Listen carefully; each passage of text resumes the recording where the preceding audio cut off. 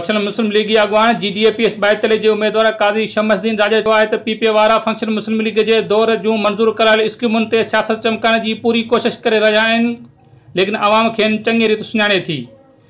काज़ी शमसुद्दीन राजा चयो त खिपरो में गैस जी स्कीम आणण लाइ जेलनि वॾियूं दवाऊं कयूं, अहिड़ो अमल दोहराए स्कीम आणीनि हा त मञण जी ॻाल्हि हुई।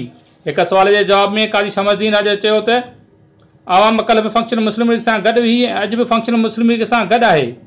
GD उम्मीदवार चयो त 5 जुलाई ते ख़बर पइजी वेंदी त आवाम कंहिं सां गॾु आहे। काज़ी शमसुद्दीन राजा चयो त 2013 जे इलेक्शन में पीपुल्स पार्टी के सरकारी मशीनरी खटायो हो, जेको हाणे अमल कॾहिं बि दुबारा न ईंदो ऐं न ई खेनि उन जो मौक़ो ॾिनो वेंदो।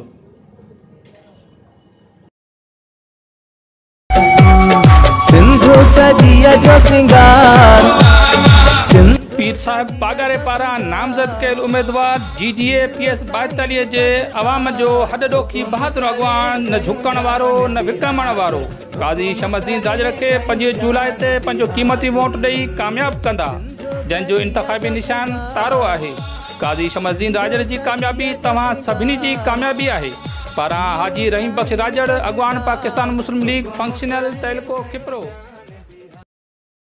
पाकिस्तान पीपुल्स पार्टी पारां नामज़द कयल उम्मीदवारनि NA 216 ते अदी साज़िया अतांबरी PS 42 ते अलीहसन हिंगोर जो खे पंहिंजो क़ीमती वोट ॾेई कामयाब कंदा। ॿिन्ही अॻवान जी कयल ख़िदमत कंहिं खां लिकियलु छुपियलु न आहे। करायल सरकारी कम, रोडनि जी जाइ, थर में पीअण जे पाणीअ जी पाइपलाइन पहुचाइण ताईं संदन अहम किरदारु अदा रहियो आहे। जंहिं तीर ते थपो हणी कामयाब कंदा। पारां रईस अमानुल्लाह खान मरी, सदर पाकिस्तान पीपुल्स पार्टी तहलको खिपरो। GDAPS पादर तरफां खिपरो लाइ नामज़द कयल उम्मीदवारनि PS 42 ते काज़ी शमसुद्दीन राजा, NA 216 ते किशनचंद पाराणी खे पंहिंजो क़ीमती वोट ॾेई कामयाब कंदा।